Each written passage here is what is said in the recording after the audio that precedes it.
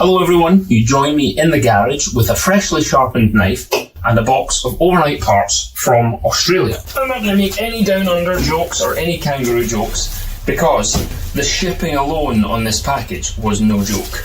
This is DHL air freight from New South Wales, I think it is, in Australia.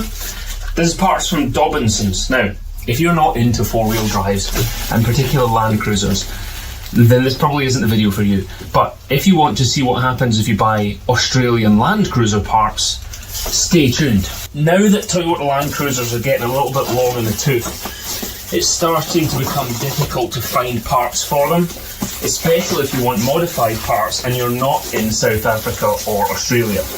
Because out there, they're still very popular and there's a big scene of modifying them. But Dobinsons make a range of mostly suspension parts. They make their own custom springs.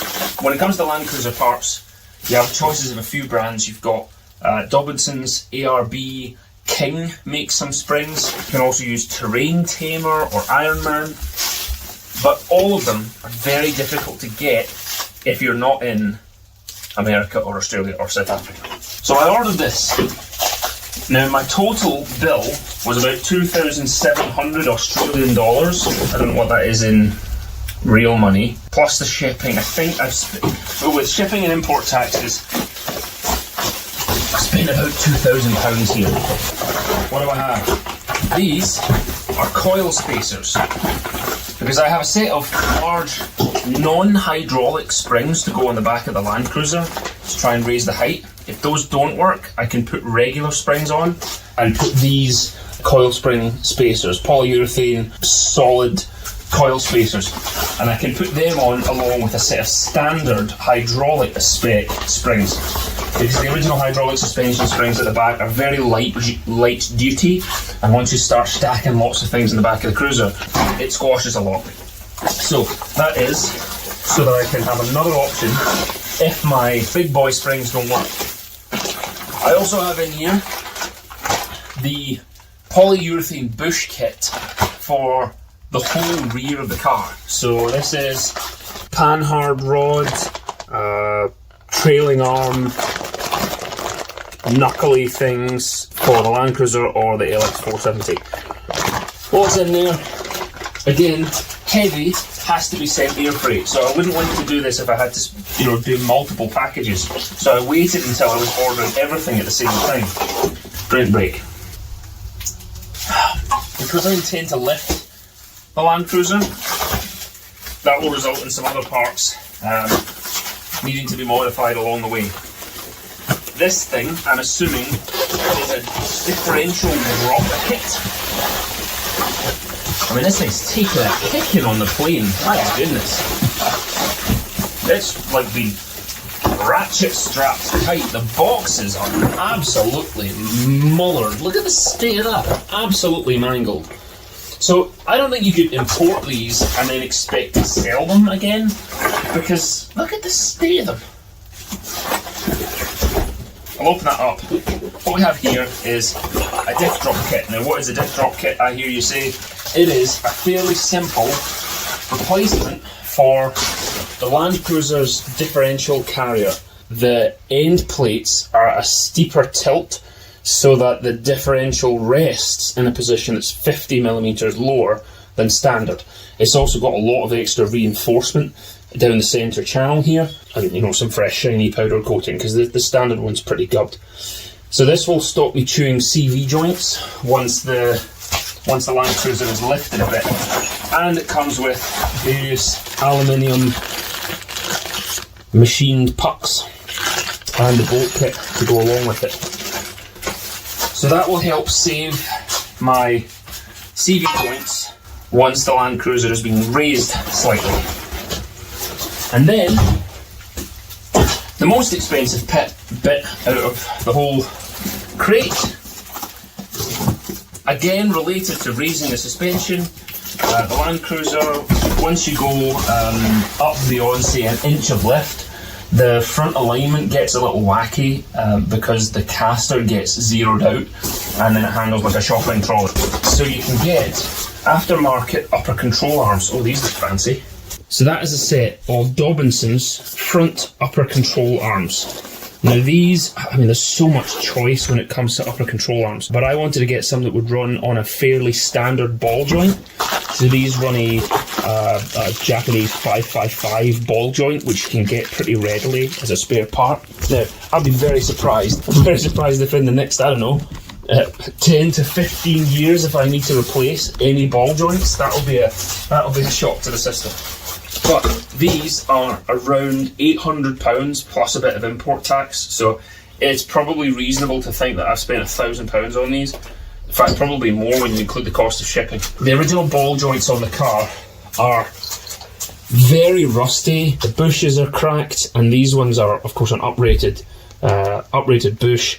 They can be swapped out with a standard part, which is good because I don't want to be buying stuff from Australia all the time. As I say, the upper ball joint is a standard-ish fitment, and you get a bit more clearance for your tyres, and you get 3 degrees of caster back so that your wheels are leaned forwards towards the front of the bumper rather than being straight up and down vertical once you've lifted the car. Because I had to live with this car after it's been lifted.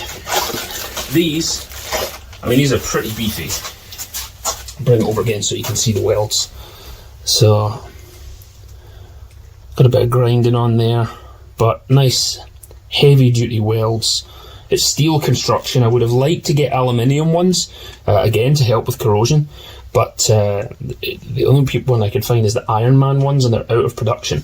So these are made by Dobinsons. There are plenty of alternatives like SPC as well, and Iron Man and Terrain Tamer, but the Dobinsons ones is what I chose, mostly because the other parts that are delivered here were more reasonably priced to buy them from Dobinsons, and so that offset the cost of the slightly more expensive upper control arms. In the box we've got 2 555 ball joints with the circlips and a little retaining springs, some installation instructions, and 2 upper control arms themselves, and some more teeny tiny washers, which I'm assuming is something to do with this, which there's a little threaded tube here, which I'm assuming is something to do with the hydraulic suspension.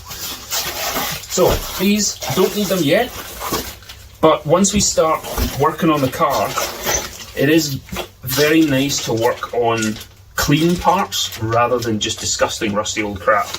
And once the car's had a bit more work done on it, hey, Dobinson stickers. Everyone loves stickers. So that's what I chose. Get some more clean parts on the car. The new diff drop will help tidy it up. New option for the coil spring spacers, and I now have the last of the poly bushes so that I can now poly bush the entire Land Cruiser. Everything from the body mount pucks, the lower control arm bushings, diff bushings, everything can now be poly bushed. Steering rack as well, which will be a great refresh for the car.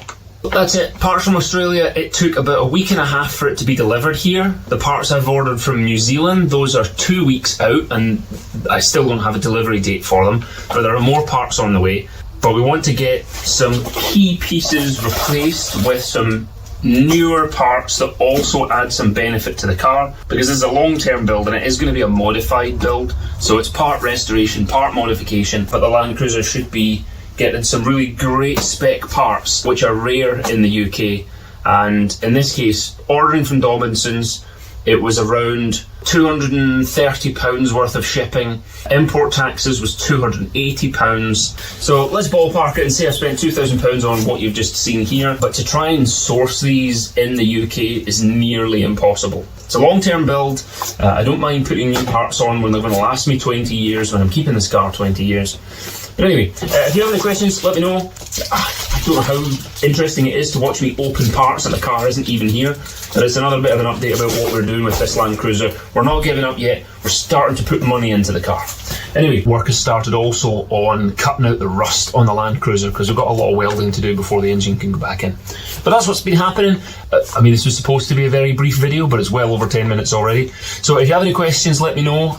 Other than that, look after yourselves, make good decisions if you can, and we'll see you in the next video. Thanks for watching, everyone. Take care.